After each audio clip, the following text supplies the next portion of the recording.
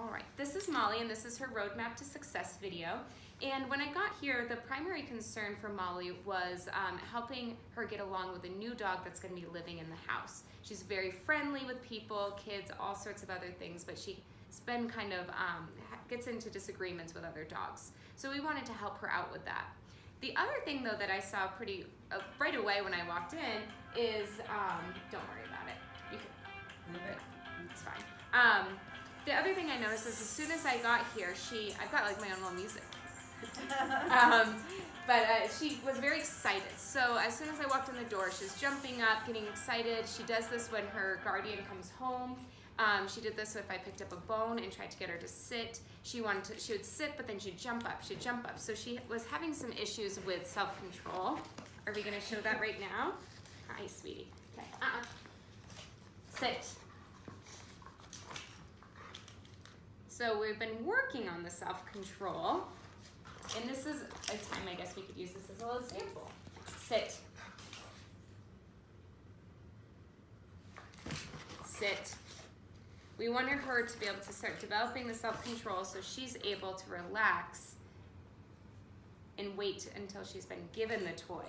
And that's something that I want to encourage the guardian to be doing, is to have her keep waiting and develop that type of self-control. That'll be to get toys, to get bones, to be able to have you, when you greet her, when you come home. If she's not calm enough where her tail's about even with her back, then she's too excitable to get attention. So you want to wait to give her attention until she's calmer. So if she's jumping up, don't make eye contact, just walk right by her until she's calm enough to get attention. Pretty soon, she's a very smart dog. You'll see that she's nice and calm when you are getting home. She might get to the point with even a week or two where you walk through the door and she's just standing there, happy, low tail wag, nice and relaxed, because she's starting to learn that calm energy gets her what she wants and high energy does not.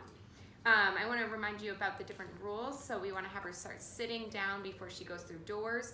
Again, kind of like what I just demoed real quick. If you ask her to sit and you go to reach for the door handle and she gets back up, just take your hand away. The quicker you time yourself with her behavior, the quicker she'll learn.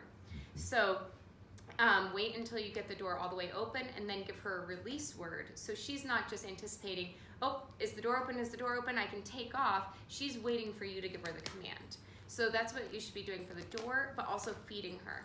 Again, you want to make sure she's sitting, and then you put her food down before, and then give her a release word so she can then eat. These are little ways throughout the day that you can be building up her self-control and for her to gain that kind of emotional regulation.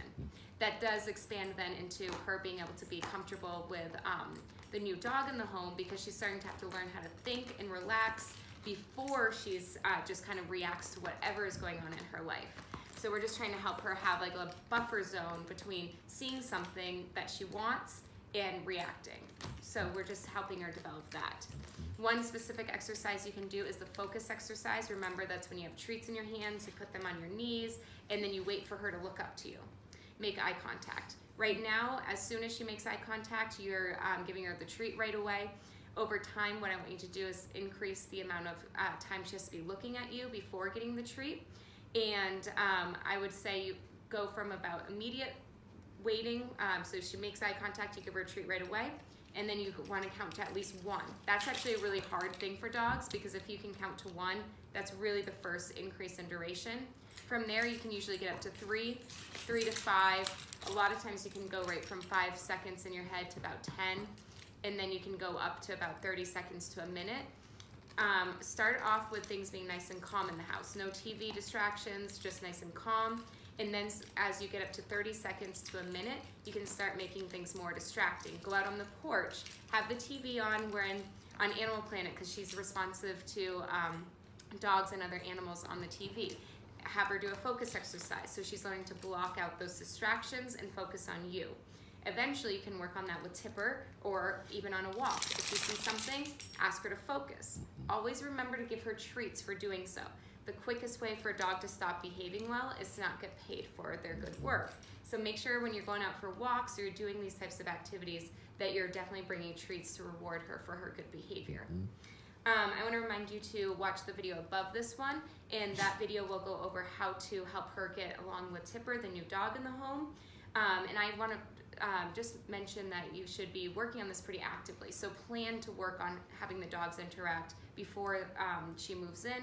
That way you have several time periods where they can greet each other, have a positive interaction, and then when Tipper leaves, they'll have a little bit of break, and then they keep getting together, and it'll build that relationship stronger and stronger. If they do get to a point where they have a disagreement, you want to get them out for a walk. Take them out for a walk where they're walking parallel next to each other, side by side. It'll help build and develop their relationship, and then when they come back, have them walk through the door together if possible. All right. I want to remind you lastly that everything you do trains your dog, only sometimes you mean it. Is what? Only sometimes you mean it. Oh. Yeah. All set. You can hit the end record button, like the recording button.